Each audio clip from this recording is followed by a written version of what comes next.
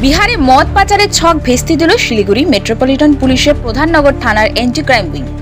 গোপন সূত্রে খবর পেয়ে বৃহস্পতিবার রাতে শিলিগুড়ি জংশন এলাকা থেকে গ্রেপ্তার করা হলো এক যুবককে। ধৃতের নাম মুকুন্দ যাদব। তিনি বিহারের সমস্তিপুর জেলার বাসিন্দা। জানা গিয়েছে, ধৃত যুবক একটি ট্রলি ব্যাগে করে 48 বোতল মদ নিয়ে বিহারে যাচ্ছিল। শিলিগুড়ি থেকে বাস ধরে পাচারের পরিকল্পনা ছিল তার।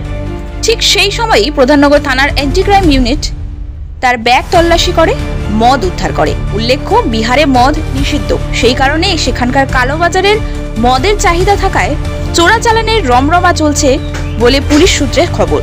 আজ ধৃতকে শিলিগুড়ি আদালতে পেশ করা হয়।